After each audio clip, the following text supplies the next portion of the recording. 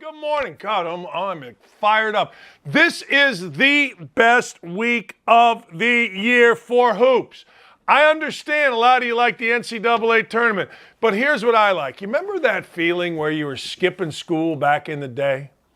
You know, when you had a dentist appointment and your mom and dad said, hey, you don't need to go back to school.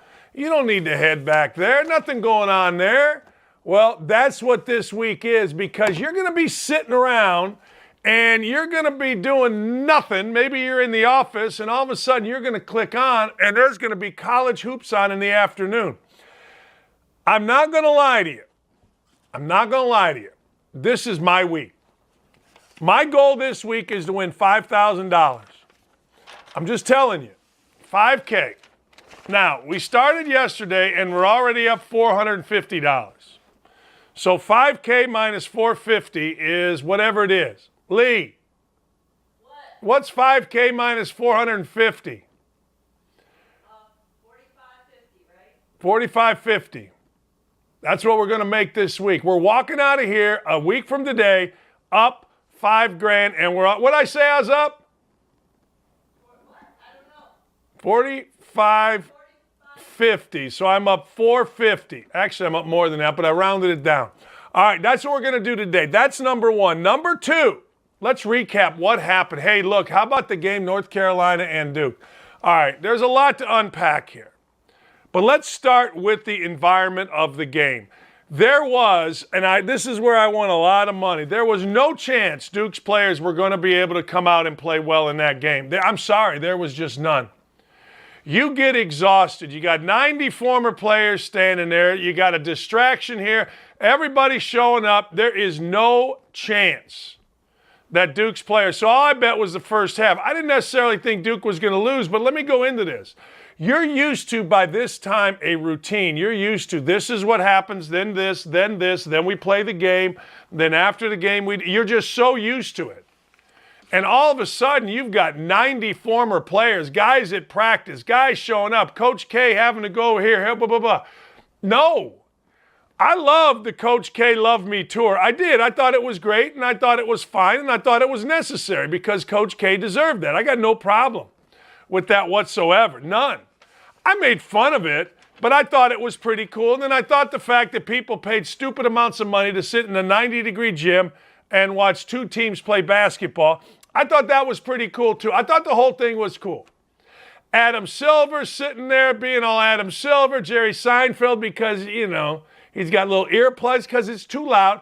All good. Whoever the hell Kim Jong is, although he did jump out of the back of a car in The Hangover, and it was an epic move. But anyway, it was fantastic. It really was. The game itself was fantastic. Let's be honest. I'll keep using the word fantastic because, frankly, there's nothing wrong with the game. But it was an impossible situation for Duke's players. Jay kind of said it, and I'll give Jay Bill his credit because Jay knew it was an impossible situation. But Jay didn't want to say that. He mentioned it, but he didn't want to say that at the end of the game because it took away from what Duke or North Carolina's players achieved, which was the best win in this rivalry non-championship division. No, it really was. But let's talk about how the team played. Listen to this. You had 1, 2, 3, 4 guys scored 20 points or more for North Carolina. Now, I contend this, and remember I said this, I contend Banchero is probably the most talented player. I said Jaden Ivey's the number one pick, not anymore. I would take Paolo Banchero way ahead of Jaden Ivey. Not way ahead, but I'd take him ahead. Second guy is this Mark Adams. I'll take Mark Adams any day of the week. Or Mark Williams, excuse me, not Mark Adams. Mark Adams is a friend of mine. Mark Williams. I'll take Mark Williams any day of the week. There's a really good team. I don't think it's a great Duke team, but they did win the ACC. So this is an unbelievable win. Let's say that. I mean, incredible win. But just an untenable situation. Seriously, untenable for Duke's players.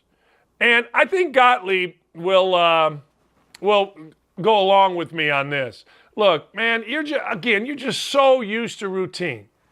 All right, so now you've got Duke only shooting. When's the last time this happened? Listen to this. Duke only shot 8 free throws, made 6. North Carolina, 19 of 22. And oh, by the way, that's at Duke. That never happens. I got a lot of hoops to get into. You guys on the YouTube chat, I'll get to the Cornhuskers. I promise you I will. I'll get there. No question. What a win. We had some unbelievable efforts yesterday. One of them, well, let me stop. Hang on. I got to go back to Duke's children assistant coaches. I really liked Chris Carrawell, one of Duke's assistants, when I recruited him and Lauren Woods out of St. Louis. The coach of their high school had grown up in Gary, Indiana, Coach Thomas. And he was great. Jahidi White, Lauren Woods, Chris Carrawell, all from the same high school. I thought we were going to get Jahidi White. I thought Lauren Woods committed to me, and Carrawell was always too smart. He understood Coach Knight might not have been for him. But having said that, so the game's over, and I don't know what precipitated this, but I've been telling you for weeks now, get rid of this dumbass handshake line. So Duke's two little children assistant, Chris Carrawell, who I don't think is a child, but Nolan Smith I absolutely think is a child. Nolan Smith, nice player, all that. But Nolan Smith, I'm not even sure what he's doing there. But anyway, Carrawell doesn't shake hands with Hubert Davis. Now, you got to understand something. Hubert Davis is one of the all-time nicest guys. He and LaFonso Ellis and my wife are the three nicest people that I know. And my mother. My mother's off the charts. But anyway, they're the three nicest people, and Carrawell gives them this nonsense. Just walks right by him. Chicken shit stuff, really. Not surprising, because assistant coaches don't know how to act anymore. Let's be honest, people don't know how to act. All weekend, I was getting all this hate from Purdue people. And I would look at their bios, and you know who a lot of them were? Teachers. If teachers don't know how to act on Twitter, how do kids know how to act on Twitter? If coaches don't know how to act, how do players know how to act? And clearly these two clowns from Duke, Carrawell and Nolan Smith, don't know how to act. Nolan Smith gave him this. But that's Nolan Smith. We expect that. Here's the deal. Walk like a man. Get your ass beat. Even if you don't like the guy, you know what? Walk like a man. Now, here's also the deal. I'm going to be the only morning show that talks about this. I guarantee you could turn on anything, because there's no, and this is dangerous territory, all right? But there's no villain. You think those guys in the morning show are going to say either Nolan Smith, Chris Carrawell are a villain? No. Greg Gard. Why? You know why. You know why Greg Gard's considered the villain. White guys are too afraid to criticize. And of course, it had to be Greg Gard that did it with Juwan Howard. It's amazing, really. There's no villain. Billis and the rest, no big deal. Of course it's no big deal. There's nobody to blame. Howard actually got defended for a chicken blank overhead right. Actually, if you think about it, there's no villain here. Those guys on the morning show are so afraid. White guys are so afraid. What you can do at ESPN is you can criticize, not behavior. You are not allowed to criticize behavior. You can criticize play, but not behavior. And you see it all the time. You saw it today. Not one person's going to say a damn thing about that. And it was as chicken blank, frankly, as what was Juwan Howard. It just wasn't because Howard swung and then went, he says south side of Chicago. Yeah, okay. And he, backed up behind his players. These two clowns couldn't even look a man in the eye. The brotherhood, baby, of Duke. Yeah. What a bunch of crap. But you're not going to hear one thing. And you know what? You're not allowed to say behavior. Only performance. Well, their behavior sucked. And it's embarrassing. It's embarrassing for Duke. It's embarrassing for Kay. And I haven't seen anywhere where anybody has said a word about it. But we all know the deal. You got to have a guy like Gard out there. You got to have Gard. If you got Gard, if that were, I don't know, then it'll be a different deal. We know.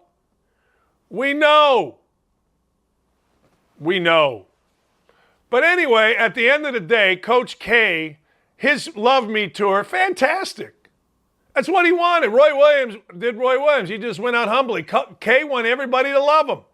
Wanted everybody to love him. Everybody. Love me. Love me. I'm K. Yeah, all right. All right. We know. You got to have an antagonist. Got to have a villain. Kentucky women. Wow. Calipari in the stands are down 15. Now remember, women play 4 quarters. They play 4 quarters, so they're down 15 in the third quarter, and Kentucky women came storming back. How about the Kentucky women? How about at one point, February 10th, listen to this, they were 2-8. 2-8 in the league. Now I got to tell you, they're 9-11 overall. Congratulations to the women of Kentucky. Dre Edwards, you are sensational. 27 points, 8 rebounds, and not only that, hit the game winner against the number 1 team in the country. And you know what? Dawn Staley was awesome after, the coach of South Carolina. She was absolutely awesome. You know, she said, I'm really happy for Kentucky. She was great. Obviously, she's pissed off. Of course she is. But you know what? Good for Dawn Staley. See, Kay usually handles it pretty well. Kay's a bad loser, but we're all bad losers. But when little assistants, that is so typical of little assistant coaches. I just rambled there. I'm not even sure. Piece it together, hopefully, Outkick, and make something good of it. But what a bunch of crap that was. And I don't even get mad about that stuff. I don't even get mad a little bit about that stuff. I don't blame Coach K for doing it. See, maybe North Carolina shunned K by not giving him a gift. North Carolina's crowd was jackassery with the FUK. North Carolina and Indiana used to have classy crowds. Now they're all crap. But it was a great night for college hoops. ESPN, I guarantee you their programmer might be fired. Let me speak on that. I had all my boys from ESPN texting me. Oh, man, how about this blank show? Typical, this kind of stuff. Now, look, I love ESPN. And if Lee Fitting ever becomes the head of basketball, I'm going back, whether he wants me to or not. But the programmer at ESPN that fit a game ahead of this game into a 2-hour window? How stupid are you? The best part of the game was going to be the pregame when you had all the former Duke players and all the love and all the celebrity. And the game before went long, and it was a great game. Texas and Kansas. I guarantee you won't read about it. But as some very prominent ESPNers or former ESPNers were texting, typical ESPN now, not then, now, ever since you know. And, man, somebody losing their job. Hey, go over to the Deucer, the app. Huh?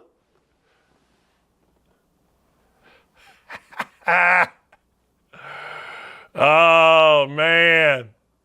It's a love me tour for Coach K. Love me. Love me. Roy Williams just said, hey, man, you know what? It's time to go. Bob Knight just grabbed the kid. It was time to go. Unbelievable effort yesterday by a couple of teams. Let me go number 1, Wisconsin. I'm sorry. Geez, my wrong. Number 1, Nebraska. Nebraska goes into Wisconsin. Nebraska has been a blank show. All of a sudden, Nebraska is on a 3-game win streak. They just beat Ohio State, ranked team at Ohio State. Now they come into Wisconsin. I'm telling you, these senior nights are bad. They're bad. They're so distracting. I've seen it forever. Honest to God, I've seen teams play horrifically. When you mess up a rhythm this time of year, it is terrible. Wisconsin, all they had to do was get a win. And they are outright Big Ten champs. And all they had to do with a 9-point lead was get a bucket in the last 5.5 minutes, and they couldn't do it. Credit Nebraska. Trey McGowan's leading scorer out because I think he got the boot for knocking down Johnny Davis. Bryce McGowan's his brother, leading scorer, out.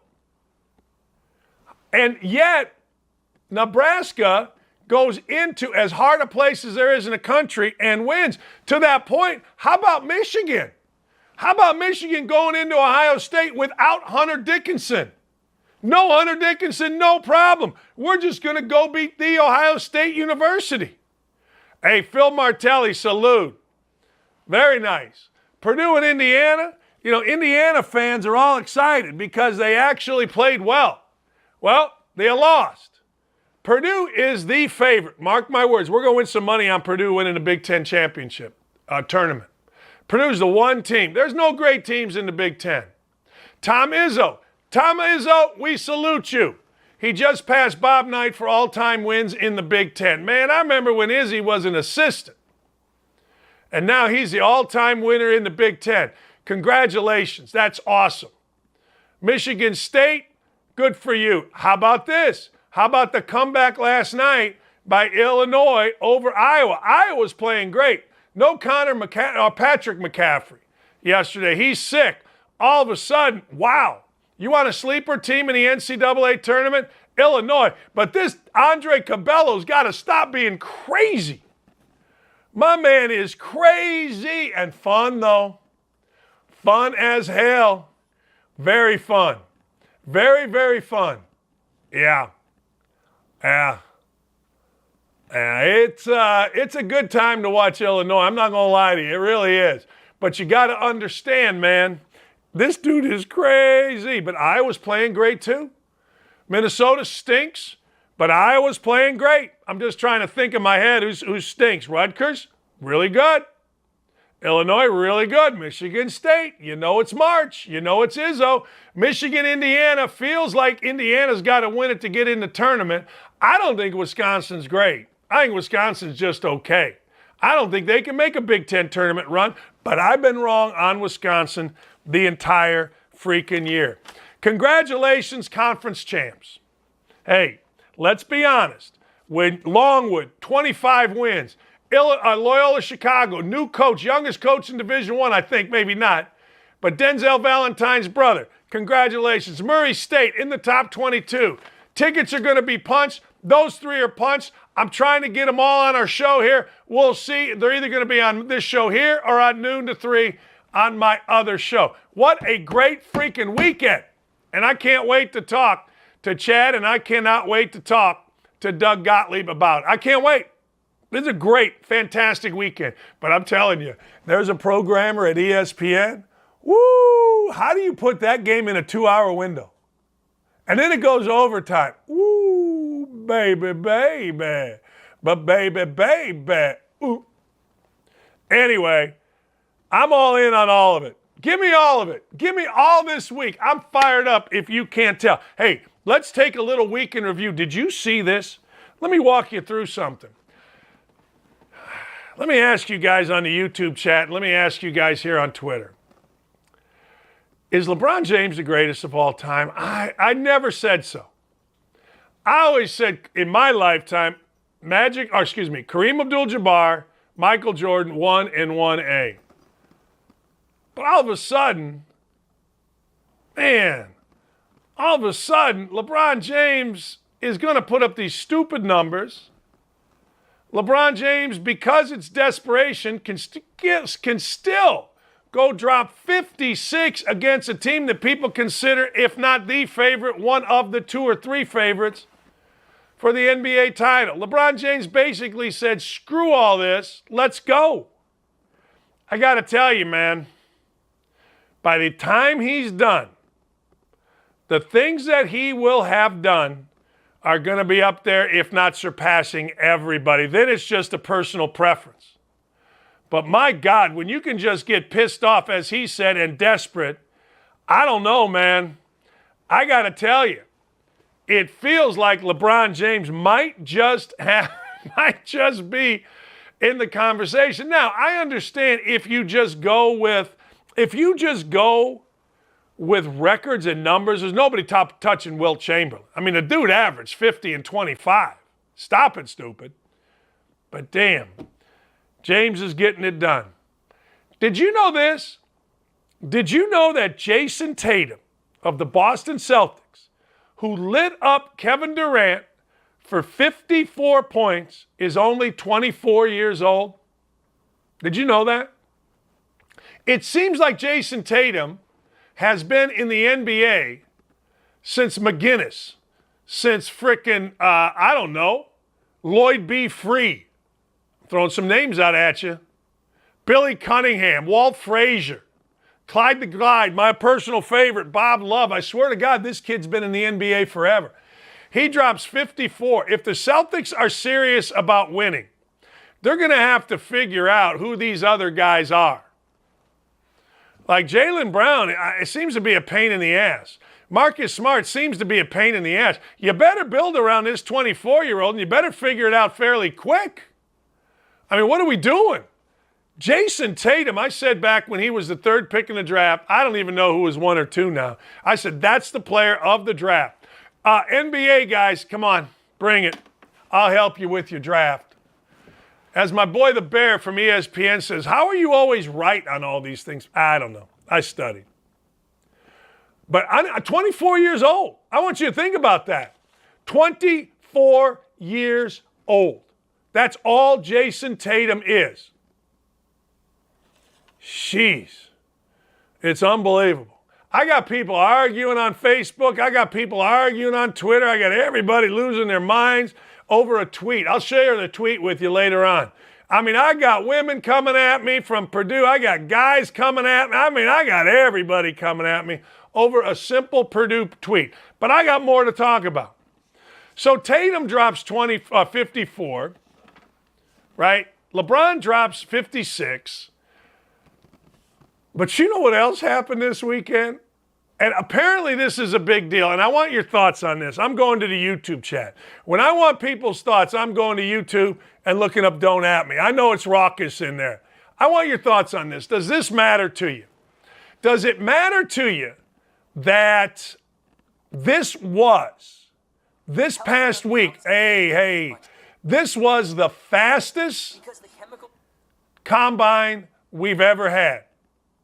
Now, I'm going to say it again, YouTubers, AJ and Nick and Jim Reed, Van Pasterman, My Holy King. We're starting to get a bunch of people here. The show's starting to take off. Brad Buffington, of course, the Cashman on here. Follow the Cashman. Subscribe to the Cashman if you want winners. Coco. But here's the deal. Does it matter to you that this was the fastest combine?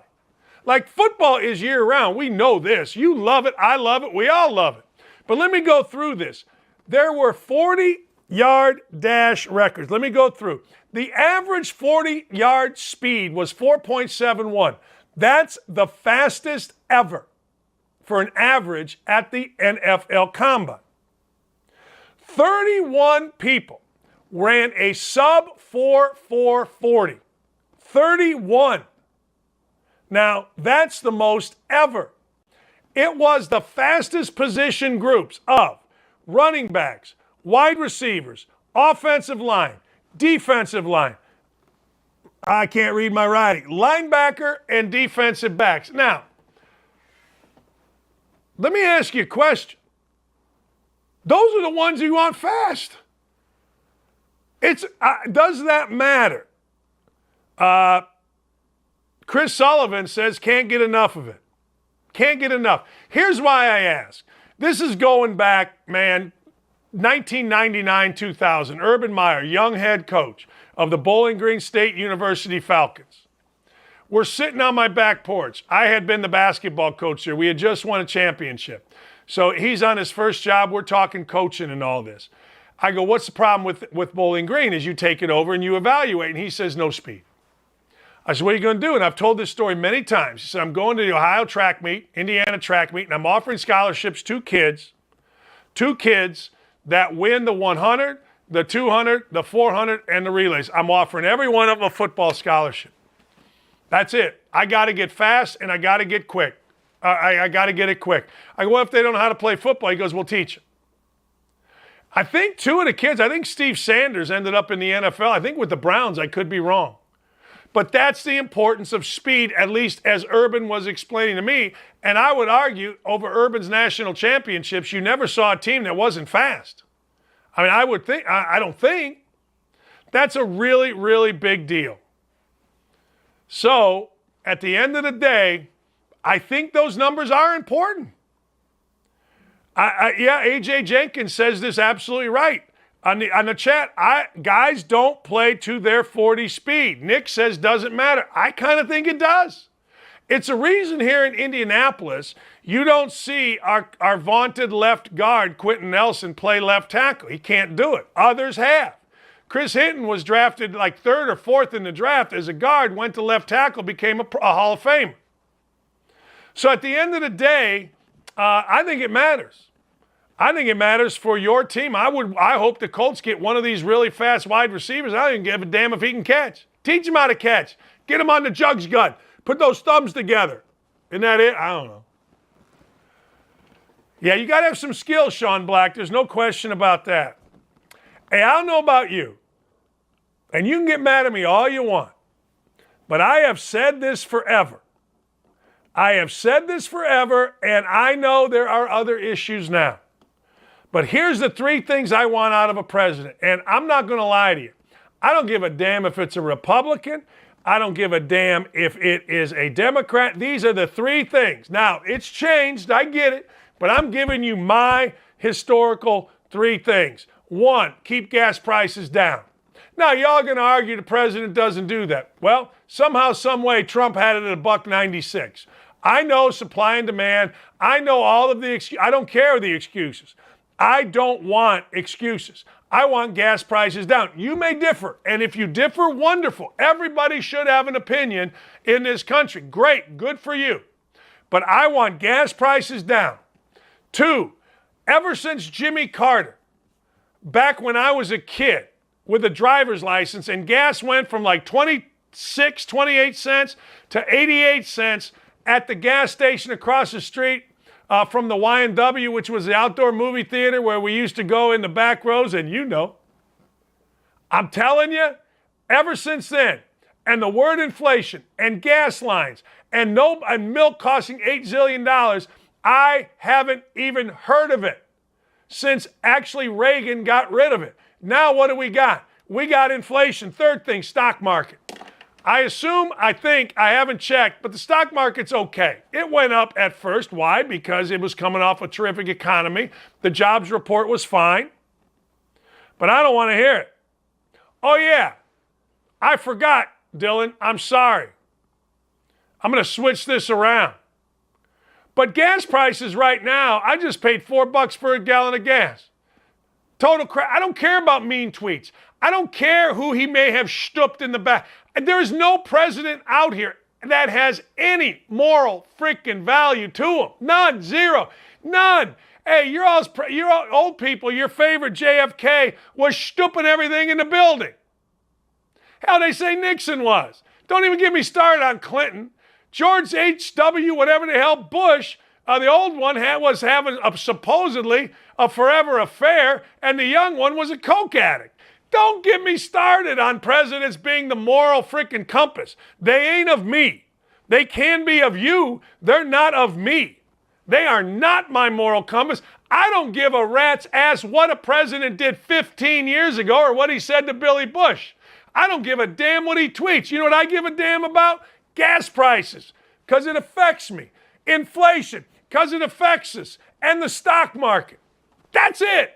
Now, you can say protecting the country. Damn right. You can tell me the president has nothing to do with gas prices. Well, then why did the Democrats brag when gas prices went down, brag on the president? Don't even get me started. I am not listening. It's crazy. I don't give a damn if I'm not a Republican, I'm not a Democrat, I'm common sense, I'm the commissioner. And all of a sudden, well, Orange Man bad. Oh, okay. All I know is this, when I went to the pump, it was under $2. 10 minutes later, it's $4, and this guy can't speak. And the lady behind him loses her face to the right. Jeez. And all of a sudden, when all of these Russian and all these fake-ass things, they've gotten debunked. Oh, guess what? Russia feels comfortable enough to go invade. I didn't feel that comfortable when it was frickin' Trump in there, and I ain't even a Trump guy. They weren't all that comfortable for that action. Clay tweeted out last night, and everybody lost their mind. If this is terrible. No, this is true. Listen. It's asinine what's going on here.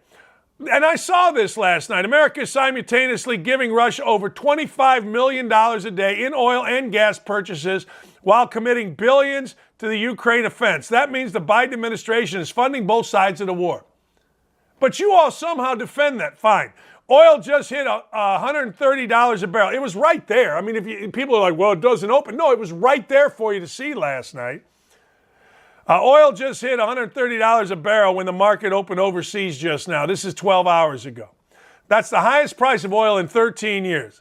The fact that the Biden administration dialed back our oil and gas production in this country over Green New Deal policies is yet another management disaster. So you know what happened? Of course, everybody goes and bitches about something about Trump. I don't care about Trump. I care about what we're doing here. You know it's going to be $5 a gallon. You know it is. You can hate on anybody you want, man. You can hate because they're not on your side. They're not Democrats, so I hate them. They're not Republicans, so I hate them. All that shows is you're a freaking idiot that can't think for themselves. It's unbelievable. Aaron Rodgers has suitors. Chad Withrow joins us next. Sorry about that. I screwed that up.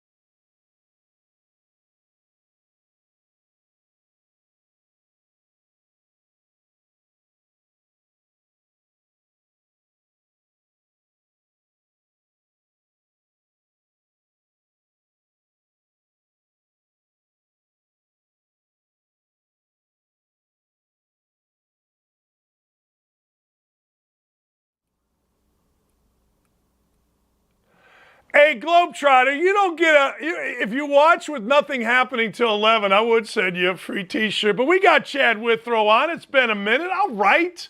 Little technical problems in the Dakich basement. And by the way, I don't like you guys discussing how I married a woman like Lee. That's, she's lucky to have me. So just stop it. Chad, how are you, my friend? Great, Dan, and it's funny how that works. Everyone always talks about me outkicking my coverage also with my wife, Angie. And I'm always thinking, don't you know that that's an insult to me, just like it's an insult to you as well? While it's a nice compliment to our wives, it's also a little bit of a shot at us. So I'm fully with you on that. Stop taking shots at us. You can compliment our wives without taking a shot at us also, right? Yeah, hey, look, I tell my wife all the time, you're lucky to have all this. Stop it. All right, hey, our boy Clay Travis is saying if the Packers listen, the Titans will be involved here along with the Broncos and the Steelers. What say you about that? Well, it would make sense that the Packers wouldn't want to trade Aaron Rodgers to an NFC team. And if you're looking at teams that could be a quarterback away from being a legitimate Super Bowl contender, I would put those three at the top of the list. And I think the Titans are a classic example of saying, quote unquote, the right things and saying what they should say right now, like they did at the Combine, while also exploring every possible avenue to improve as a football team. And that's exactly what they're doing. You'd be foolish not to look into the possibility of replacing Ryan Tannehill with Aaron Rodgers, if you can do it. Now, for a team like the Titans, I think the biggest challenge is getting the Packers to take on Ryan Tannehill's contract. Because even if they were to trade, bring him in, and then cut him, you're looking at so much dead money that that's going to be an issue for the Packers or anyone else. The Broncos are interesting because I don't see the Broncos as that good of a football team right now. Now, would Aaron Rodgers make them a playoff team? Sure. Would they be a sleeper Super Bowl contender with him at quarterback? Sure. But if I'm looking at better teams are at the top of that list, if I'm Aaron Rodgers and I'm picking where I want to go, Titans are at the top of that list, followed by, I think, a good little bit behind would be Pittsburgh, and then Denver somewhere behind Pittsburgh. So this is going to be the excitement of the offseason to see where some of these quarterbacks end up or if they end up staying put. Yeah, see, I'm throwing my Colts in there because apparently we're done with Wentz. I don't know. I had the GM on. It sounds to me like we're done. So bring Rodgers here. Give him Quentin Nelson. Give him freaking Darius Leonard. Let's go. And see, if you put the Colts in there, Dan, I'm with you. I would make that list. Again, if I'm just Aaron Rodgers saying, where can I go and win the Super Bowl? If I'm getting traded to an AFC team that legitimately wants to trade me or to bring me in, I'm going Titans, Colts, Steelers, Broncos in that order. And I was actually at a buddy's bachelor party in Tampa over the weekend, and we had this conversation when this report came out. And I threw your Colts in there as a sleeper. They were asking me, what do you think? Where could he go? And I immediately thought Indianapolis because you had the interview last week. But to me, it's pretty clear they're done with Carson Wentz. And that's a more tenable contract situation than Ryan Tannehill if the Packers were to trade and bring in a quarterback. So I would put the Colts on that list as well. Yeah, I don't know. You got to trade. They don't have a first-round pick, so that's not going to be involved. All right, I got to get into your Vols here. Your Vols had a big lead. They hung on and won. It was tough with Arizona. It was tough. A little sweat going on there. No doubt. We were at a sports bar watching that Tennessee-Arkansas game with some other Tennessee grads, and there were some Arkansas grads next to us at a bar in Tampa. And it got a little tight there in the end, Dan, not going to lie. The mood of that bar, the two different tables really shifted with about 8 minutes left in that game when Arkansas made a run.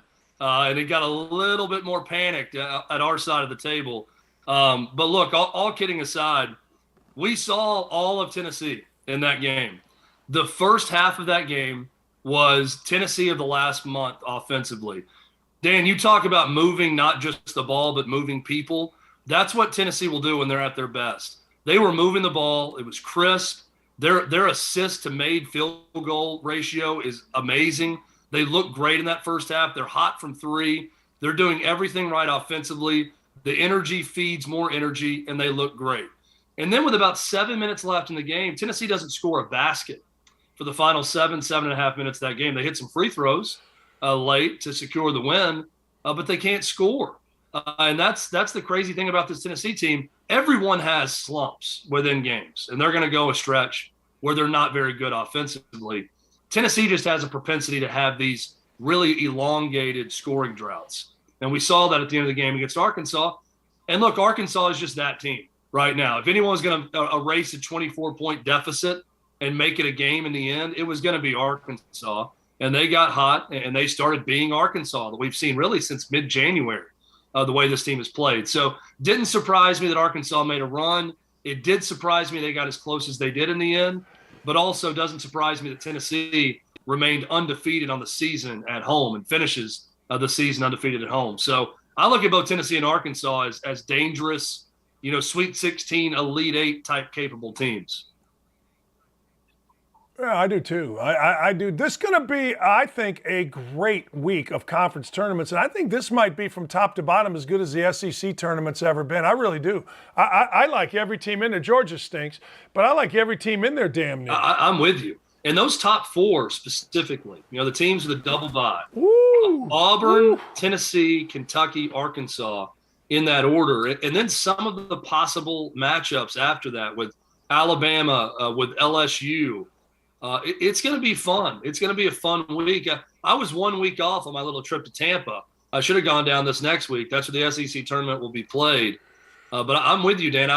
I can't remember a more well-balanced top four in the SEC getting ready for an NCAA tournament with a chance to go on a big run. And all four of those teams have pretty much every component you would think of for a team that could do some damage in the NCAA tournament. So the SEC got serious about basketball. The SEC was getting their butt whipped by the Big Ten and other conferences probably 7-8 years ago.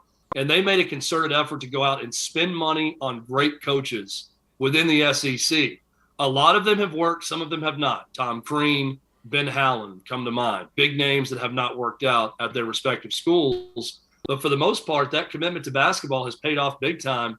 And the SEC is as good as any conference in America. I agree. I agree. Let me go back. There's a lot of talk about this, and I care because it's Indy, but apparently all of these writers, whether it's Rappaport or all these guys are saying, hey, you got to keep the combine in Indy. I'm for keeping the combine in Indy, but it ain't going to stay in Indy because other cities want it. The combine to be great in Tennessee, I assume, right? I mean, is this a deal? Is this a big deal? Well, look, when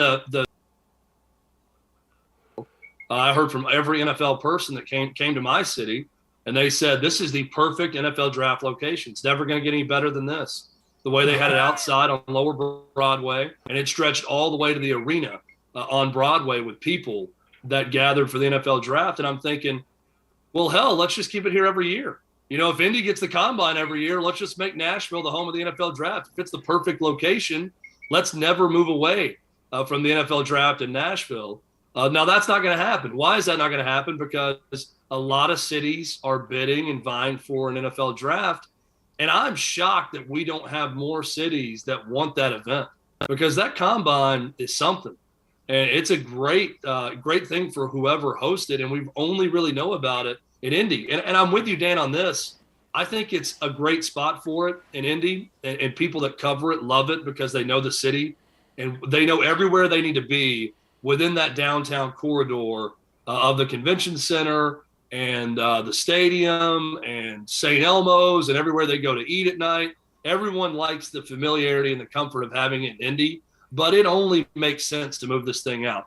I don't know that LA makes a ton of sense. I know LA and Vegas have been mentioned as possible destinations, but I mean, name any number of other NFL cities where this event would make sense. And I think there's a bunch of them. So yeah, I think it's destined to move at some point. But I would hope that at least Indy would be a once every 2 or 3 year rotation where you don't completely put it out for bid and go to a different city every year. Let's keep Indy in there, every other year and just mix and match with some other cities. Yeah, people in Indy are going to get mad at me for saying that, but I understand the reality of it. I mean, and look, you're right. Indianapolis is easy. You walk, and people always talk about St. Elmo's, but right next to it is Harry Nizzi's. Right next to it is Ruth Chris. You know what I mean? It's all right there, and you don't have to get in your car. It's not a long one. It's convenient, but I understand the politics and the money of it all. I mean, you might as well spread it around. And once Ike and Jonesy's left, the bar where all the coaches and GMs and assistant coaches and GMs used to slip off their wedding ring and go dance. Once that thing left, it lost a little bit of its appeal. What are your thoughts on the combine? It's the fastest combine ever. Does that matter? What are your thoughts overall in general on this draft, starting with the combine?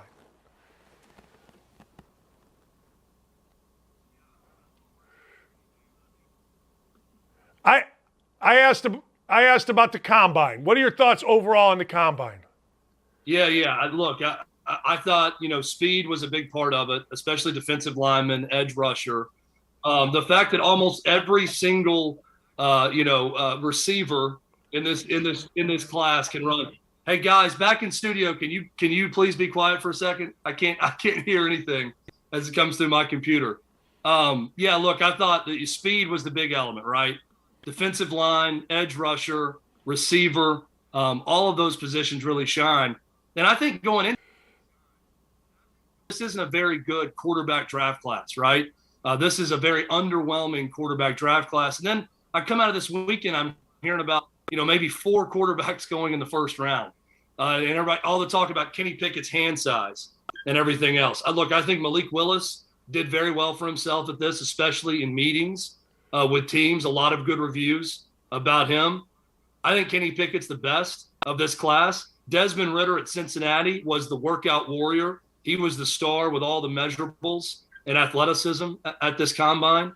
I think Matt Corral is going to be a first rounder before all is said and done.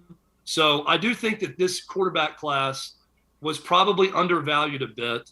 I don't think there's a bunch of stars here, but I do think there will be 3 solid starters for NFL teams that come out of this draft class. So speed at defensive line, speed at receiver, and I think quarterback position maybe being a bit undervalued were my big takeaways from this NFL Combine. Yeah, look, speed kills, man. Speed, and more speed. I mean, if you don't have it, you can't make up for it. You can't scheme again. I just remember Tyreek Hill running a crossing route. Next thing you know, he beats an entire defense. You know what I mean? I don't know. You go get a bunch of fast dudes. All right, 2 questions, and they're kind of Aaron Rodgers. Does he start at quarterback for the Packers opening day? I hope not. I hope he starts for the Tennessee Titans on opening day. But if I'm putting money down right now, it's the Packers. I mean, I think everything else is a bit of a long shot. I think we want to read into every single report. I think if the reports are true, what the Titans, what the Broncos, what Pittsburgh, what possibly Indy is doing and looking into a trade for Aaron Rodgers is the right thing to do. And they should be asking about it and should be trying to make it happen. But I kind of always err on the side of, if you're a franchise that has a great quarterback and one of the all-time greats that's playing at an all-time great level and as a back-to-back NFL MVP, you hold on to that quarterback at all costs. So if I had to put money down right now, I'm saying Aaron Rodgers remains a Packer. Ryan Tannehill then remains a Titan? I think Tannehill remains a Titan too. Look, to me, that's the option for the Titans. It's either make a trade for Aaron Rodgers or some other big-time quarterback if Russell Wilson miraculously becomes available. If not, you're holding put with Ryan Tannehill, and you continue to put on a good face and say what John Robinson said at the Combine, that, hey, he's a really good quarterback. We can go back and look at the film. He made a lot of good plays. Yes, that playoff game and the last 2 playoff performances were not good, but we're willing to take the chance and hope that he improves, because that's really all you can do if you're the Titans, because drafting one of these quarterbacks and rolling a rookie out there is also not a very good option. To me, it's trade for Aaron Rodgers or then start, reserve yourself till you got to start Tannehill. Those are really the options right now for Titans. Appreciate you, man. Have a great show this afternoon. Thanks for coming on. Hey, Dan. Thanks, buddy. Always fun. Appreciate you, and thanks for having me on. Outkick 360 right there, Chad Withrow. I'm telling you, 3 to 6 Eastern time, our time, 2 to 5. I always call it our time. I don't know how anybody else calls it, but I always call it our time. Like, you're part of us. There's two things that drive me nuts. When I say our time, and then when people say, well, you know, Dad died. And I'm like, who's Dad? My dad? Your dad? Who's Dad? Nitpicking. Speaking of college basketball, I've told you this before, and I will tell you this again. Well, guess what? Nobody that I listen to, other than Doug Gottlieb, Fran Fraschilla, and the great Seth Greenberg, especially the great Seth Greenberg, Gottlieb joins us next.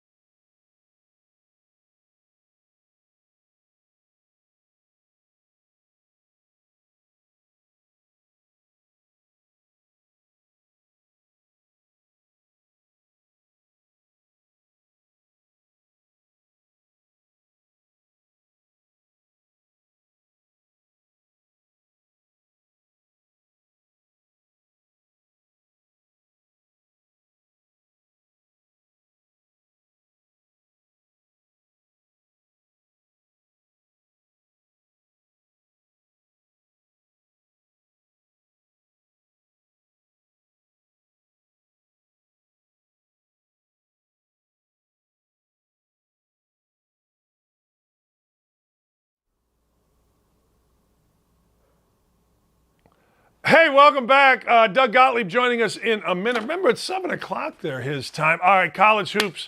I got a couple things. I want to go back to something as we reset the hour. And first, I want to thank all of you for joining us. We've had some monster numbers over the last couple weeks, and we're only going to continue to grow this. Look, I'm watching SportsCenter, and there is no way that anybody on SportsCenter or no one on these morning shows are ever going to talk about the Duke assistants acting like jackasses. Why? Because white guys are afraid.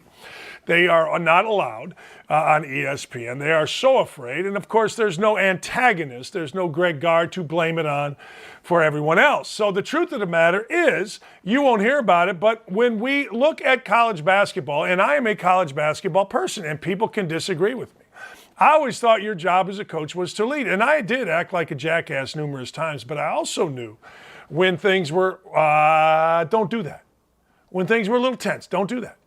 So Chris Carrawell and Nolan Smith, you're not going to hear this anywhere else, act like complete children. Now, doesn't Duke put themselves up here? Doesn't Duke put themselves at a level by which we are all not quite at? I mean, it's the brotherhood, the classy of Coach K. Why do you think Coach K holds his hand over his mouth? Because he is dropping F-bombs on players. Name me another coach that talks to players as much as K. There's nothing classy about this, and you saw it exposed the other night. Look, Nolan Smith did as soft a thing as you can possibly do, but I expect that out of Nolan Smith. I got no problem with that when he went. Doug Gottlieb is going to join us. Doug, how are you? I'm whining about Duke's handshake line. I thought you didn't want handshake lines. I thought that was your thing. You hated handshake lines. I don't want handshake, and that's another example. I mean, look, Doug, you went to Oklahoma State. Let's be honest. I went to Indiana. They give out degrees on the street corner at Oklahoma State and at Indiana. Duke and Michigan are the bastion of higher education. And we got idiots at the front door, at the window of Duke that can't shake a hand, and we got idiots at Michigan that throw chicken blank over the top punches. Who's leading our people these days, Doug? Who's leading us? Well, I want to know the history to it, because supposedly the Carolina guys had snubbed the Duke guys, and maybe Hubert had snubbed them in the past. I don't know. My interactions with Hubert Davis, there's like 5 guys I know that around college basketball that are better human beings than anybody else. Hubert, LaFonso Ellis is one of them. Clark Kellogg's another. Like, you come into contact with me like, okay, dude, you're just a better person than I am. So I wouldn't, especially after you get your ass kicked on Coach K Day. Like, again, to me, this is the whole idea of the handshake. Even if you don't like the guy, even if you don't, whatever you do. Like, he just came into your place and Jerry Seinfeld couldn't even get in the lower level, right? Couldn't get in the lower level. Seinfeld's up there. What's the deal with the second level? Adam Silver, who's a Duke alum, couldn't get in the lower level. And they come in and beat you in your place on Coach K Day. Like, that actually is like, hey man, you guys kicked our ass. I'm opposed to it, but I did think that was some weak sauce from who was it? It was Nolan. Nolan did the no look, and then who did the blow by? Carrawell. Chris Carrawell did the. Yeah. Hey, I said this earlier. I actually bet this, particularly the first half.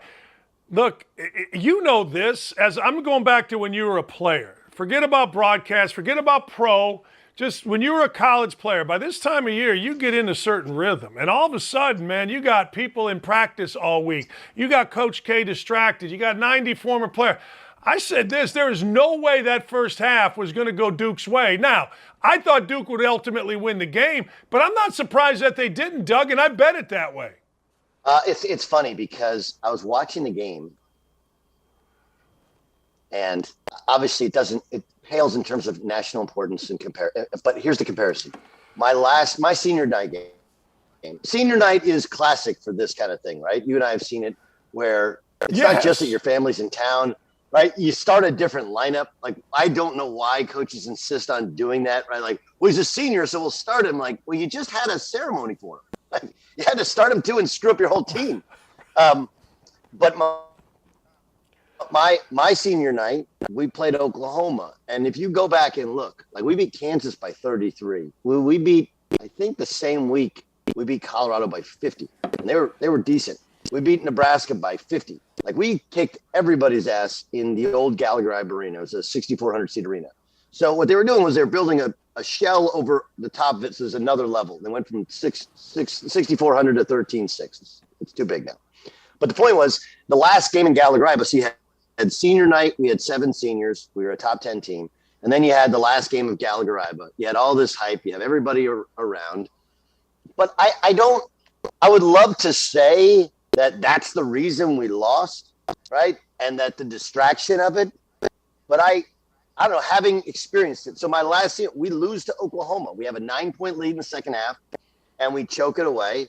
I had actually hit a couple of shots, and I came down wide open, but instead I got soft and decided to run a play for Glenn Alexander, our best shooter, who missed. He was a much better shooter than I was, but in that day it was a wide open shot that I'd worked on all day with my brother who came to see one game, right? So, like, I'd love to put the blame on that other stuff, but the blame's on me and blame's on all of us. Like, coach screwed it up too with the substitutions. We're up 9. But I do understand it because when I saw Carolina beat Duke, that was the first thing that came to my mind and I had all my buddies texting me that I either played with or were around the program like, this is just like the OU game. And I didn't even have to say what OU game, and I knew what they were talking about. I will tell you, these losses linger longer, right? It doesn't mean it'll hurt Duke in the ACC tournament. It doesn't mean it'll hurt Duke in the NCAA tournament. I'm just telling you that of the memories of those guys on that team, like of the strongest memories of all the games that I played in college, 2 different schools, 4 different years, the Oklahoma game is probably the most poignant, and it was a loss at home on senior day in the last game in Gallagher. No, yeah, there's no – look, I'm not blaming it total. Obviously, you had 4 guys score 20 points for North Carolina. North Carolina was tougher than hell. But I know this. I mean, there is a rhythm that you get into as a player. Let me go this route with you. How good – I know we're talking about Duke losing, but now all of a sudden Hubert's got North Carolina going. I mean, how good is Carolina? I think they're pretty good. I mean, look, there was such a dramatic – I do too. I thought Hubert – he almost cost himself the game when Armando Bacot got a second foul. He took him out, and he played the kid from Virginia who's barely played, and it was like 4-on-5 for a couple minutes there. So they're not deep like classic Carolina teams are, but I mean, Davis Davis is a really good guard. Leaky Black's got enough. He's got enough minutes in there. Bacot's a very good player. And I think what happens is, like, we all fall into this trap, right? We fall into this trap of, well, hey, Carolina's just supposed to roll people in the non-conference and then be one of the top couple teams. And then the ACC is down. But remember, as much as the ACC is down, when Carolina comes to town, when Duke comes to town, it's your biggest game, period. So Hubert's figuring out how to be a head coach. They're figuring out how to play for him. And I think if you look at how they trended at the end of the season, they look not just like a tournament team, but one that could be a second weekend tournament team. And I think the Carolina thing and really the Duke thing in the next 5 years is going to be fascinating. Fascinating. Because traditionally they have both feasted on the elite level high school players. I don't know if that's going to be the way to win big-time college basketball games, either in the non-conference or in the NCAA tournament. I don't, because as we've seen, old wins, right? And all these other teams are taking transfers in 5th years, and that's not how Carolina – Duke has done it a little bit more. Carolina started to do it with some limited success, right? Obviously, Brady Manick played really well. There's a grad transfer from Oklahoma. But I'd be fascinated to see programs that traditionally are recruiting the high school All-Americans, how they transition to the new world of the transfer portal and what they do in terms of their recruiting. But for this particular year, yeah, I think Carolina is a little bit better than we thought. And I think, Duke, that's a cautionary tale. And defense that let them down. But I do think it's fascinating that here's a Duke program we all thought could win a national championship, and we were just avoiding the fact that they don't really have a point guard. And I don't think everybody thinks point guard play, you think of passing, and handling pressure, and that's part of it. But it's also setting the tone defensively. And then I think the last part is, if you're going to beat Duke, and this is the old Jim Larinaga philosophy, Duke doesn't let you run your offense. You try and run your offense, get all cute, they're going to take you out of it. But if you run different types of middle ball screens and attack, even with Mark Williams, who's a terrific defensive player and shot blocker, you do that 100 times in a game, you have a much greater likelihood of success than trying to run any cute plays or sets or whatever. Just do that, and their defense can break down. Make it really, really simple. Spread everybody out, eyeball screen, and read it, and you got a chance. And that's exactly what Carolina did. It was a brilliant game plan. It was excellent execution. And I think it's a little bit of a cautionary tale for Duke. And it should give you energy if you're North Carolina heading into the ACC tournament and the NCAA tournament. Doug, I don't know how you are, but I don't necessarily root for teams. I root for guys that I know and guys that I like. Why did I find myself rooting hard for North Carolina? I didn't know who I was rooting for, that I was rooting for North Carolina. Why was that? Uh-oh. Did we lose Doug? Hey, Doug, you got me? Yeah. Hey, why did I find myself rooting for North Carolina? Why? What?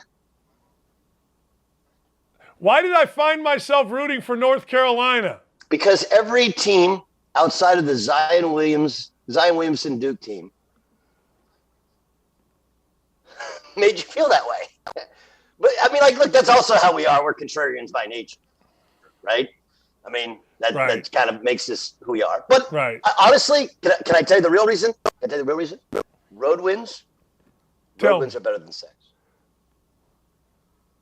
The feeling lasts longer. You can tell your friends about it, right? You can brag about it in open public. But it's a similar type of, anyone who has been in that locker room, when you go out there and there's zero expectation, and also you're playing free because there's zero expectations, but road wins are better than sex.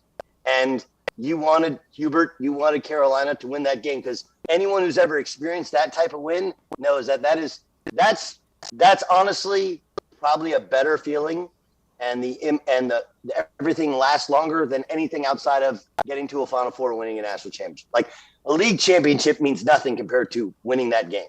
So, I mean, Nebraska. Think about what Nebraska did yesterday, right? Like Wisconsin. Wisconsin showed up. They're like, "We got Nebraska. We're going to win the Big Ten title outright, no problem." And Nebraska, who they were talking about letting Fred go a couple weeks ago, they say Trev Albert says he's coming back next year. All of a sudden, they start winning games. But that feeling of going into somebody's place when the expectations for everybody are you're going to get your ass kicked, and you feel like you don't get a couple calls early, the crowd's against you, the balls feel different, and you still find a way to win the game, that's as good a feeling as there is in sports. I say this all the time, Doug. I say, for a coach or a player, there are 3 great days in your life: wedding day, birth of a child, and a road win. And depending on the bigness of the win, that gives you the order. I mean, you understand what I'm saying? Like, birth of a child's great. Obviously, it's a blessing, all that. Wedding day, you found the love of your life. But I'm telling you, you're North Carolina and you go into Duke and you win that one. Love your wife, love your kids, but that's number one in my it's sick, right? It's sick, but it's true. It's sports. That's the world. And the same, how about Michigan? Michigan goes in without Hunter Dickinson. Michigan goes in without Hunter Dickinson and beats Ohio State. What's going on with Ohio State? I got a chance for radio to call their win over Illinois. This is a week and a half ago. And for 35 minutes, they were awesome against Illinois. Awesome. And then when Kofi fouled out, Illinois started playing and spread them out and almost won. But still, to win that game, to look that good, and to look as bad as they have looked since, that's a weird one. Right? That makes no sense to me, because I think both you and I think Holt knows what he's doing.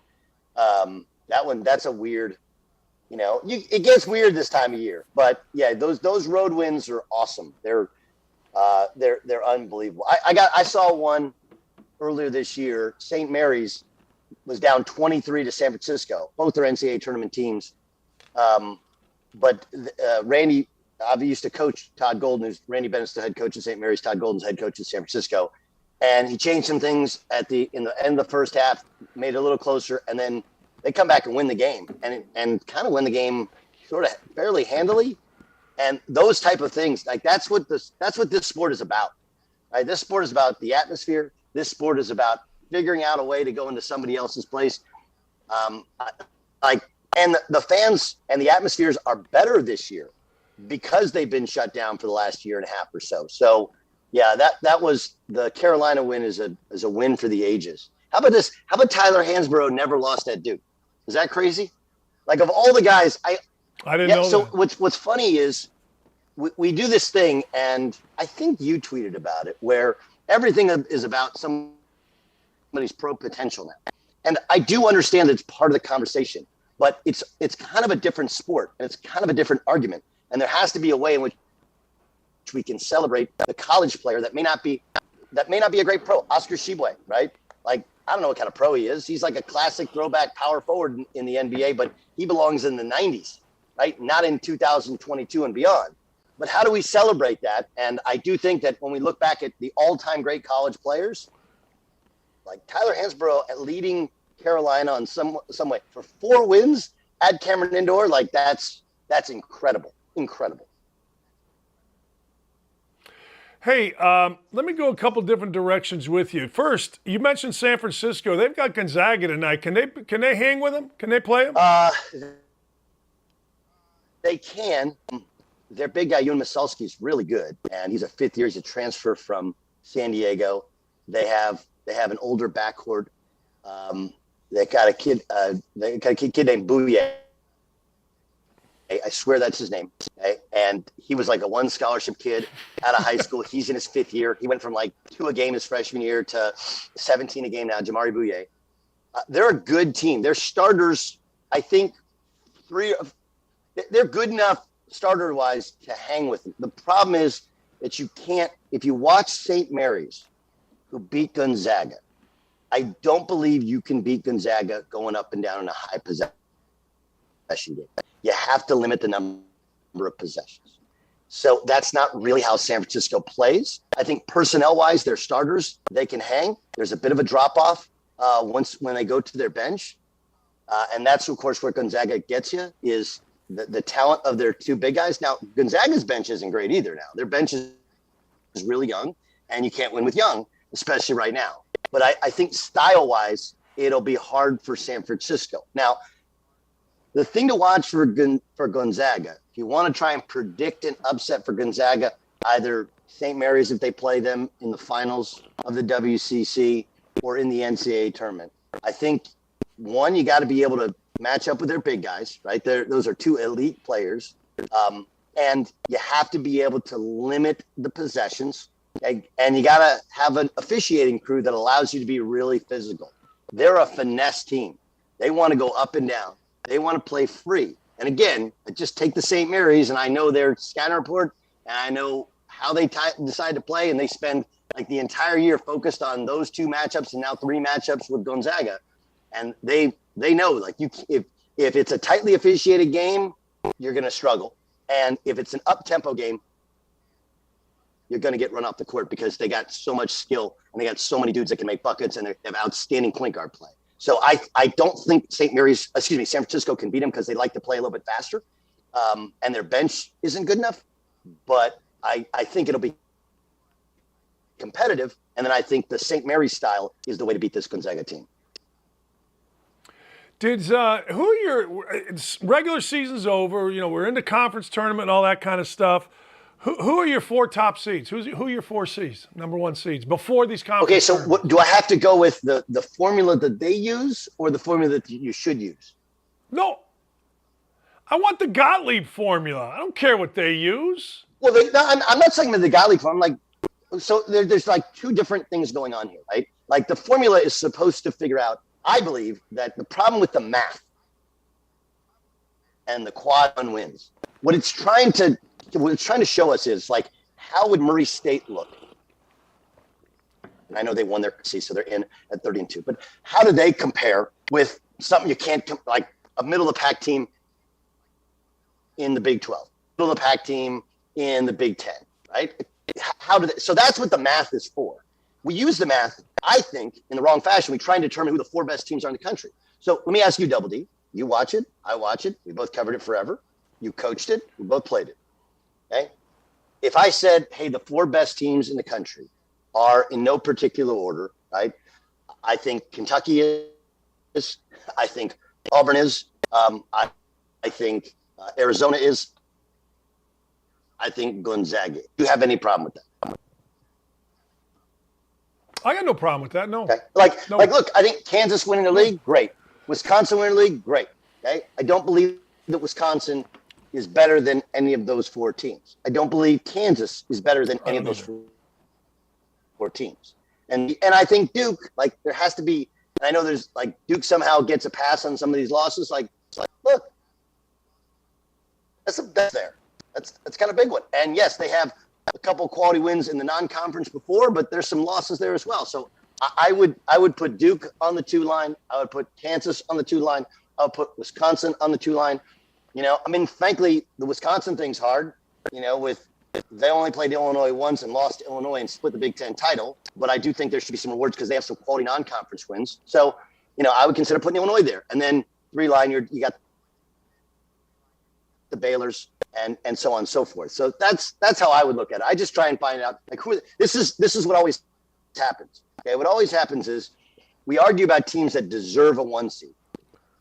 I'll never forget Washington. This goes back 2005 NCAA tournament selection show. And I was in Charlotte it was the launch of ESPNU. And I'm on the bracketology show, and all of them were screaming, Washington deserves a 1 seed. Washington deserves 1 seed. And then once the brackets come out, I was wondering, how come no one had Washington in the Final Four, right? Like, if you really think they're one of the 4 best teams in the country, shouldn't somebody pick them to go to the Final Four, right? So if you really want to tell me that Wisconsin is one of the 4 best teams in the country, or Kansas one of the 4 best teams in the country, then pick them to go to the Final Four.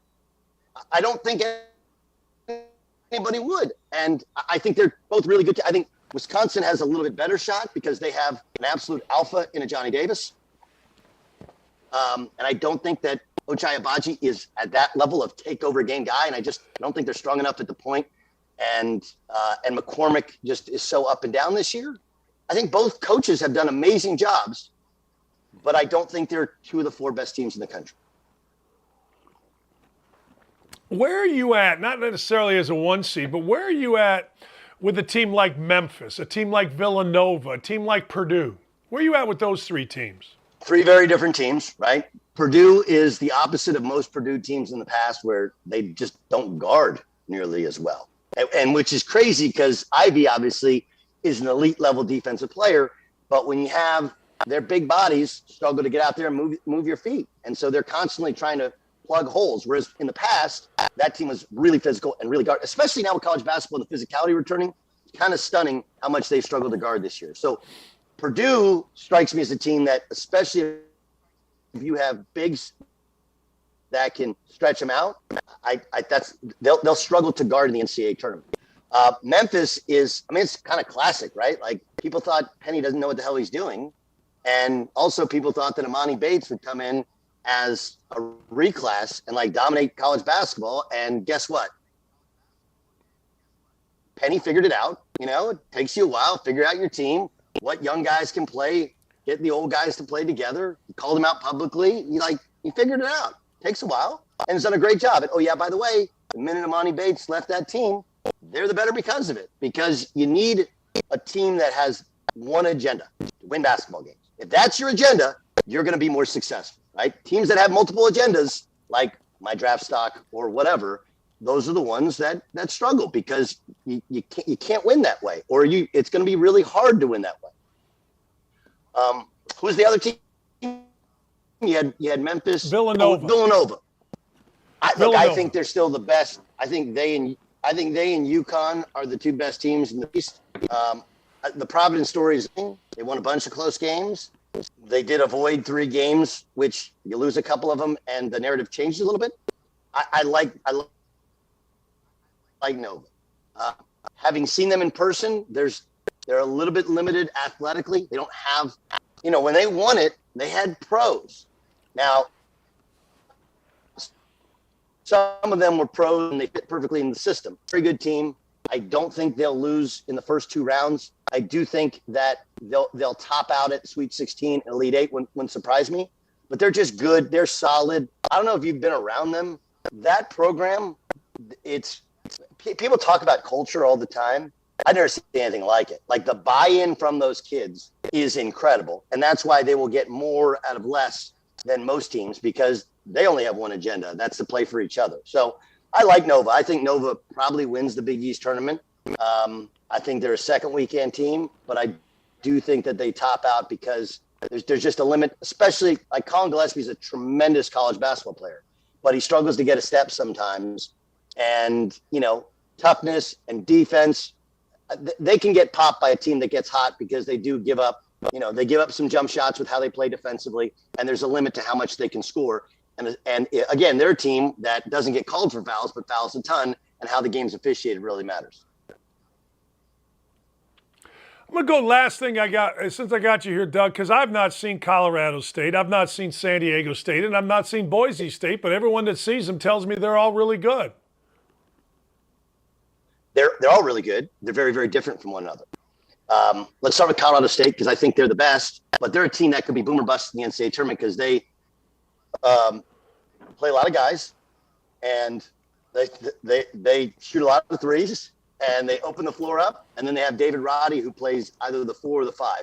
And he's like one of those unique college basketball players that you look at. He was a football and basketball player in high school in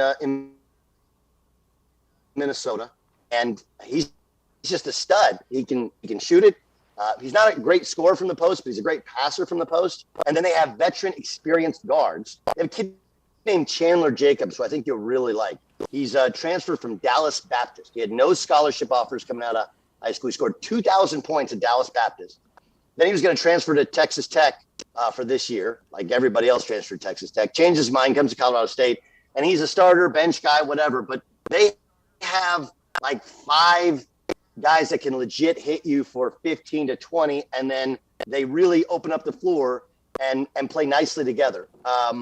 They have a couple of bigs, but they're not great defensively inside, but they can mask that because their guards are really athletic and get after you. I like Colorado State, but I do think they shoot a lot of threes, and there are times in which, they went down to San Diego State and got just run out of the gym because they couldn't make a shot. But most times, they're pretty good. I mean, they look like a Sweet 16 team.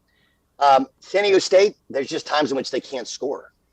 They lost, 3,000-point scores from last year, but there's the culture program in the conference that they just kind of figured out and find ways. They beat Wyoming last week. I think they won 3 in 6 days this past week. And even though it took them overtime to beat Fresno, and then they escaped Nevada on Saturday, and they beat Wyoming on the road, like, I don't think people understand for college kids, 3 in 6 days going all over the country, like that's really, really difficult. San Diego State has really grown on me. Matt Bradley's their best player. He's a transfer from Cal. He's like an undersized 4, left-handed, kind of unique player. They're good. I could see that they're a team that if they get the wrong matchup in the first round, they just can't hit a shot. They score 35 points and lose.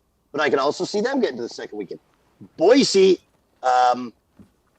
they don't shoot free throws well, but they're big. They hadn't been totally healthy. They're the healthiest they've been now. And Leon Rice does an excellent, excellent job. And, their season kind of changed when Max Rice, his son, started to play. He had 2 off-season surgeries, and he kind of hobbles around out there like an old man. But they didn't have a lot of shooting. So they have 2 unique players. They have Max Rice is an elite shooter, and then they have a freshman from Spokane who's their face-up 4-man, and he's terrific as well. Like, those are all really good teams.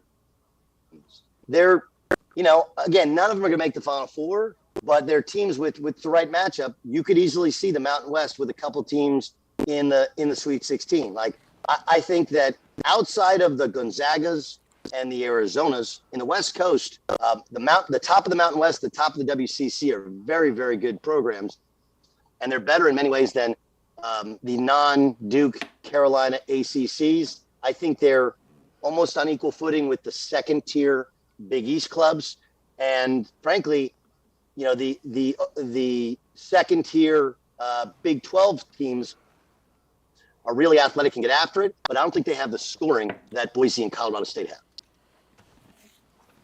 Last thing. UCLA beat USC. UCLA, where are you at with them going into the tournament? They're interesting, you know. I mean, they have had some of that. What is that? The disease of me, you know, in talking to their staff, where you had guys that you had guys that weren't well regarded when the staff got there, or when they first started playing, and then of course they improved, go to a Final Four. But people forget, like, they were a first four team last year. But I like UCLA. You know, what happens is we make Johnny Juzang out to be a superstar because he was a superstar for a couple games in the NCAA tournament. He's a really good player. He's probably their second best player. They're good. They only have one ball handler, like one point guard. That sort of limits them. You know, they have to play a little bit different now, where Big Johnson, who's the transfer from Rutgers, is their starting center. So it changes how they play, and it's kind of 4-on-5 with him on offense. But they're good. I don't think they'll be back in the Final Four, but they're going to be a hard out for somebody. They can go through times where they struggle to score as well. But they're one of those teams that, like, tell me the matchup, and I'll tell you who I think wins. And the USC win was really, really big for them because they'd gotten beat by USC last time around. And, you know, the buy-in in UCLA basketball has been really, really good out here since they went to the Final Four. And I think they needed it to keep that momentum going, and it's mission accomplished. How they proceed now, I don't think really changes that. But again, just kind of locally, that was a huge win for them. Yeah, I figured it was. And I remember we talked about it last week, and you were talking about the same type of stuff. I guess, you know, that is a big win because it gets them in the right direction. But let's be honest, UCLA, you said it last week, UCLA was a first four team in. So it wasn't like they were coming on any high last year anyway. You know, it's just a matter of they got enough, right? They got enough to be a Sweet 16 and date. Absolutely. Yeah. I think that's, you know, in that league, I think them and Arizona are the only two that have that. I mean, Arizona is really the interesting one because, man, they can really score. Man. And I like that team a lot. They protect the rim. That Kirk Lisa's fun to watch bringing the ball up the court. Like they got a little swag to them. And it'll be interesting because, you know, historically, Arizona is very feast or famine in the NCAA tournament. And then, you know, Tommy Lloyd coming over for his first year, coming from Gonzaga, has been a little feast or famine, you know, and these kids haven't played in the NCAA tournament. So how they react to now being the hunted, because, you know, when you call those games, you're calling those games this year. We do know that when you get in those arenas, a team like Arizona, first half of a game, they're the home crowd. They have all their fans there. They're whatever. I think they're going to be in Portland, right? But if it's close, all of a sudden now they're playing a road game because everyone's rooting for the higher seed team to lose. So I think how they handle that, Vegas will be interesting to see how they handle all the attaboys, because even though people like their team, no one really knew what to expect from Arizona outside of the fact that, you know, Tommy would let them go and let them play up and down. But they've far exceeded anybody's expectations. He's done an amazing job. It's a really fun team to watch. But now all of a sudden, like mid-year or at the end of the regular season, you become the hunted, not just in Vegas, but the NCAA tournament. I don't know how they react to that. That's my only question I have with Arizona. Yeah, it's the NCAA tournament's weird, man. I remember going in there, and there was nobody in the building when we played Missouri one year in Boise. And, you know, because it was in-game. You know what I mean? Like they had the one session that was clearing out, and it went over. It's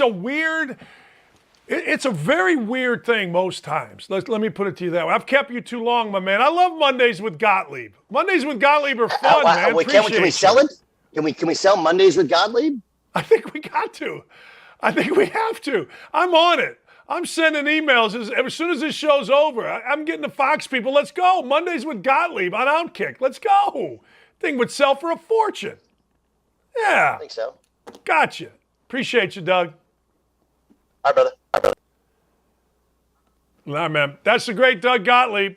I was going to say on the hotline brought to you by the mower shop. But, hey, apparently the whiny-ass Duke assistants are explaining why they didn't shake hands.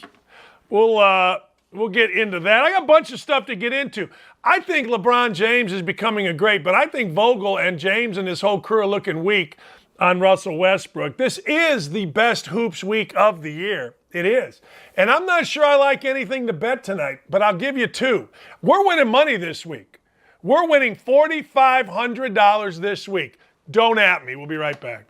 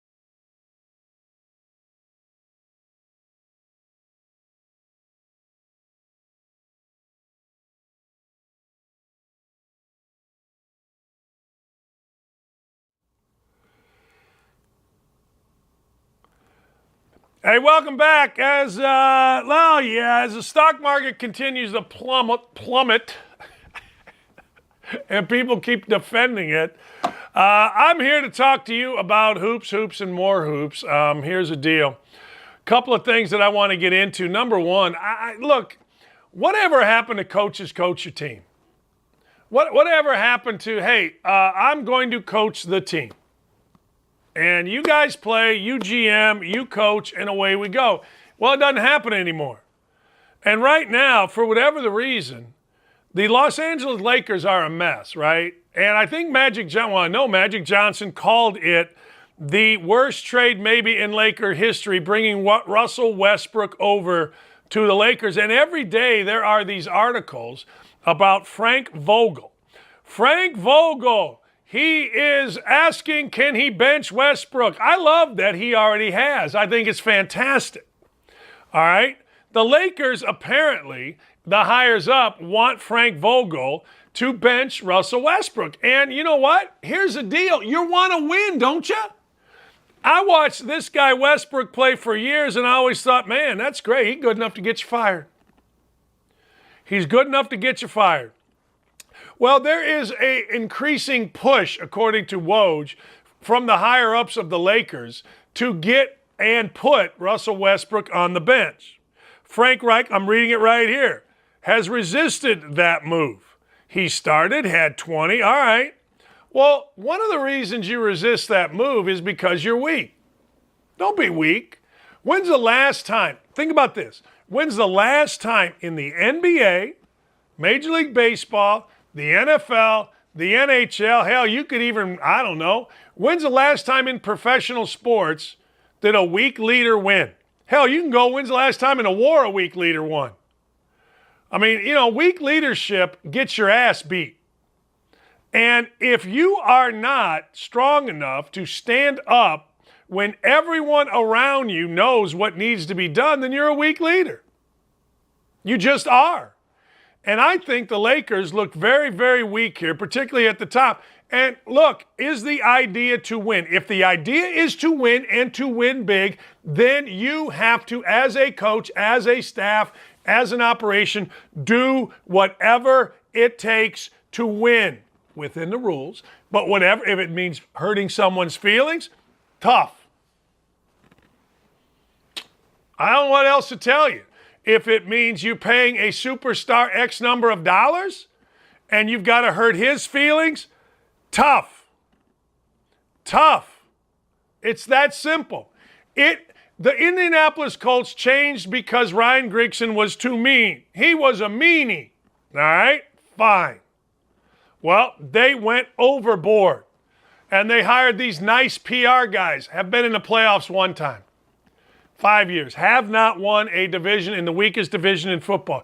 Weak leadership sucks. Weak leadership is the worst.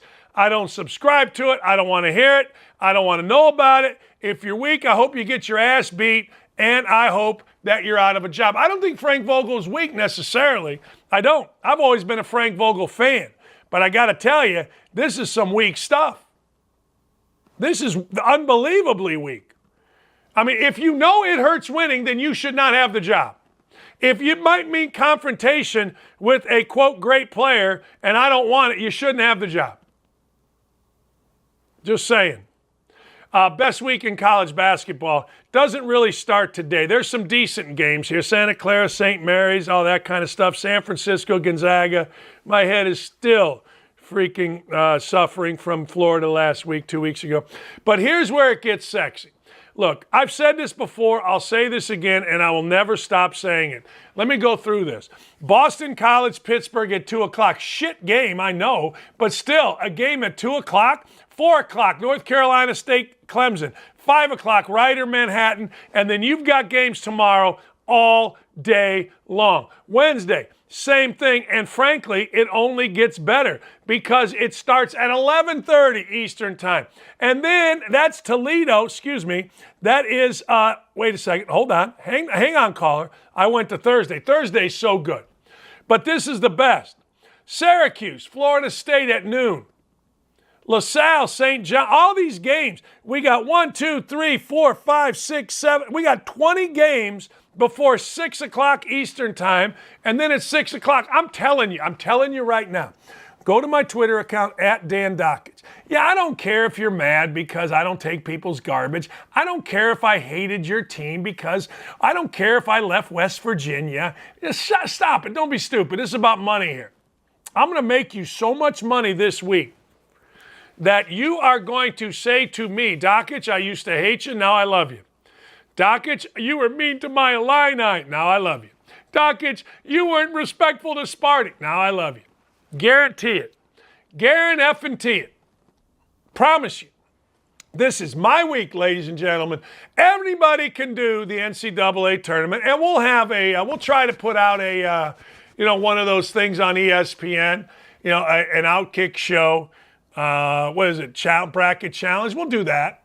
But I got to tell you, this is my week. I'm going to win you, and I'm going to keep track. I swear to God this time I will keep track because all I do is win money this week. Now, you're going to be mad because I may bet against your team. But here's what you need to do. You need to shut the hell up. You just need to shut the hell up. Period. And away you go. And just win money. Just sit down and win money. One of the things, so the other day, I get this, right? So the other day I put out in-game. In-game, I'm watching the Purdue game, and I'm so tired of people.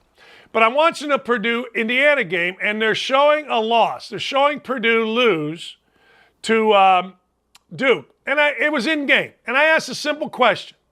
Has Purdue ever beaten, and I phrased it wrong. I should have just said, has Purdue beaten a good team in the NCAA tournament since 1980? That gives you 40 years. There's like three. It wasn't a shot. It was, I watched Purdue. Now, Purdue sits there and whines about, well, the baby boiler. Shut up. Well, if Robbie Hummel didn't get hurt, shut up. 1980, Purdue went to the NCAA tournament. Or NCAA Final Four right here in Indy. All right, fine. So what happened? Well, guess what? They haven't been close since. One time they were close. They were close against Virginia a few years ago. All right. So I ask a simple question. The amount of hate. Oh, my God, the amount of hate. Well, what's IU doing? I don't know. IU's not in the tournament. What do you want me to tell you? IU's not in the tournament. Well, what tournaments IU won? They haven't won any. They're not in the tournament. Now answer my question. It's the same thing as Biden. It's like when you say something about Biden, immediately what comes up? Well, what Trump do? And it's not about Trump. I'm asking you about Biden. I'm asking you about Purdue. Here, Bryson Lakin. Has IU played in the tournament? No. Okay, no. No, they haven't in 6 years, and they may not make it this year.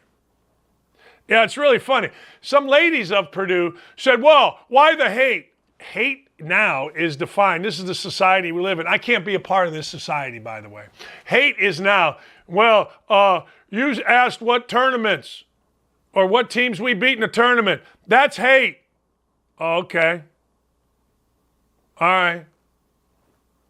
Apparently that's hate. Some lady said, Dan, I knew you from NIFS. I wasn't at NIFS, National Institute of in 20 years. But okay. Why all the hate? No, it's not hate. It's just I'm asking you a question. They beat number 2 Tennessee in 2019. This is the answer you get to from Purdue, Chris Kelly. Number 2 Tennessee in 2019 lost on a last-second prayer and a slow clock to eventual national championship Virginia. Again, I'm asking you who you beat. You know what I mean? Like, who you beat? Since 1980. I don't know. Here's the other answer. Indiana is quad 2 wins. Oh, okay. Who'd you beat? I mean, it's amazing how the most insecure of us, whether it's politics or sports, do the same thing.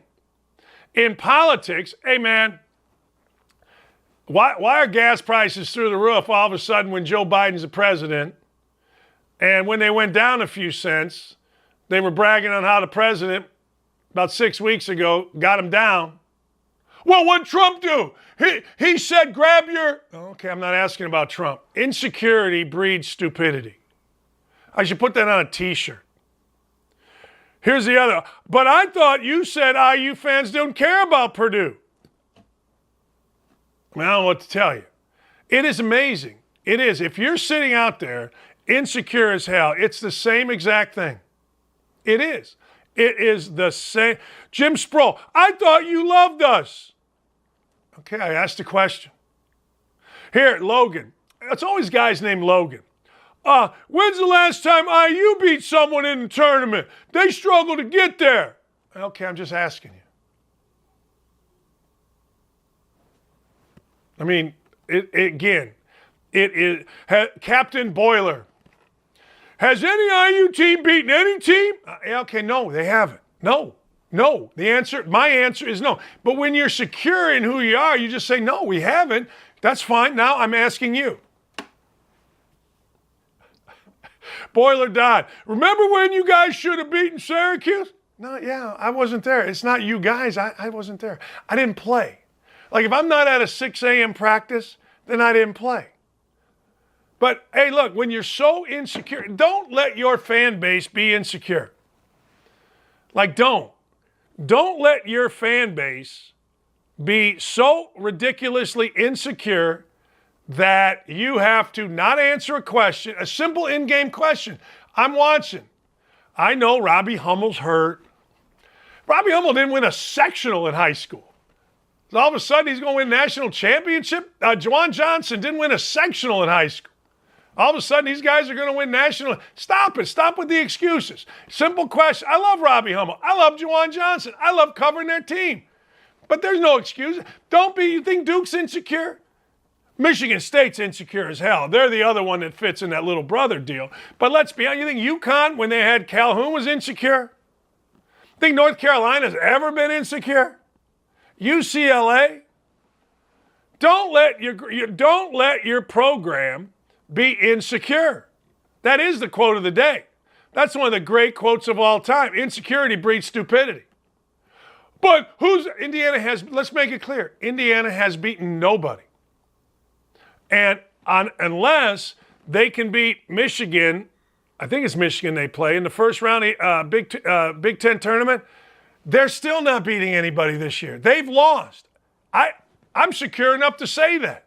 Hell, I got 7 Big Ten and national championship rings up there. I'm secure enough. They might be dusty, but they're still there. Don't let your team be insecure. Don't let it. No, it was one of the funnier things. Well, you used to love Purdue. Why the hate? No. Dan, define a good team. Top 4 seed. They've beaten 4 of those since 1980. There you go, Nick. Very good. That's nice. There is a secure human being who looked it up and said, all right. So anyway, this is my favorite week. I am not starting this week out bad. So I'm telling you right now, I am not making a bet. I am not giving you a fade here on Fade Dakich. That's it. See, Brandon Wright, comparing winning a high school to a Division I is yikes. No, it's not, Brandon. I can tell you never coached or played. Because there's a reason coaches want to take players from championship programs. I mean, look at the dossier on kids that are playing at Duke, North Carolina, Indiana, state finals, state championship. If you don't understand it, Brandon, I can't help you. That's fine. I got no problem with that. I don't expect you to understand. I don't expect it. Not even a little. You can't understand it. But that's why you watch this show, so I can explain it to you, right? And just because you won doesn't mean that you're going to win in college. It doesn't. Of course not. That's idiotic.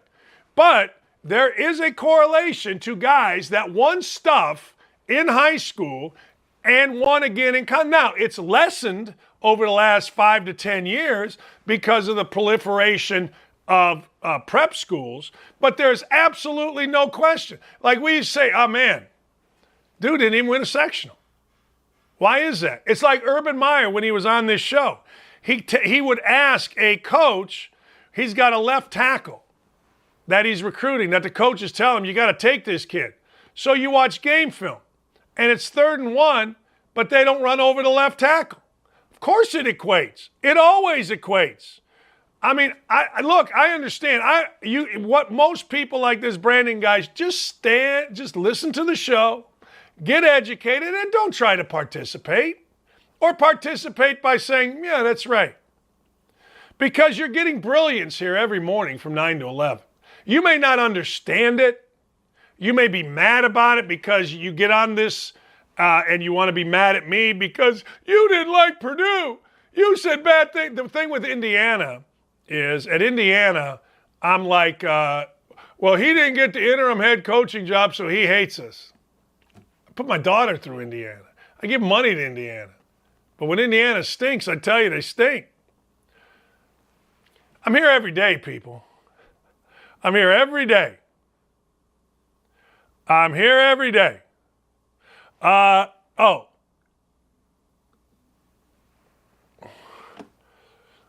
That's never mind. Robbie Hummel did win a sectional. I stand corrected. I'm putting it in right now. I stand corrected. Regional? How about a regional? I mean, anyway, whatever. People can get mad at me, but I'm just saying. There's no, like Indiana, we sit around, here's what we do at Indiana. Well, you know, if Scott May didn't break his arm, in 75, we win a national championship. That one you might, because they were undefeated. In 93, if Alan Henderson didn't tear up his knee, we win a national championship. That one's a little tough. That one's a little bit tough. In 1980, if Mike Woodson was healthy all year, we'd have won a national championship. I don't know. If Landon Turner hadn't gotten in a car wreck, we'd have won a national championship. It's all easy to say. In 93, we were number 1 in the country. Ted Kitchell got hurt. That's my point is that. My point is, like, every school's got this. You know, with Purdue, it's an injury here, an injury there. With Indiana, it can be. But every school's got this. And you know what we saw yesterday? We saw yesterday where, frankly, teams overcame, and it was cool. It was really cool to watch. I hated it because I'm a huge, huge fan of Chris Holtmann. But, man, it was interesting to see Hunter Dickinson without Hunter Dickinson. It was interesting to see what Michigan was able to do. It was interesting to see after 2 kids got the boot for, Nebraska. It was interesting to see, very interesting to see what happened with Nebraska going into Wisconsin. I mean, damn. It was fast. So excuses, hey, look, the only excuse I make is that 5 of my 10 years in coaching, I lost my 2 best players. 7 of my, I get it confused. 7 of my 10 years, I lost my 2 best players. 5 of my 10, I lost my 3 best players, and we still were over 500. So there you go. But anyway, of course it equates. I mean, coaches always want winners. They just do. And, you know, if you don't understand that, I cannot help you. All right, going to be interesting, going to be a great week. I'm going to make us so much money this week. I cannot wait.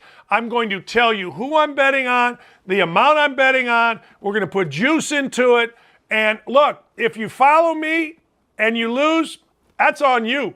I'm just telling you what I'm doing because Danny D is going to work till 3, come home and start studying this because this is my week, damn it. It's my week. Have a great afternoon. Ryan, Dylan, thank you guys very much. We will be right here tomorrow, and hopefully my head stops shedding. Hey, I am on noon to 3 coming up at 107.5 The Fan. If you need a little more of me, Sean Black and all of you on the YouTube chat, have a great afternoon. See you.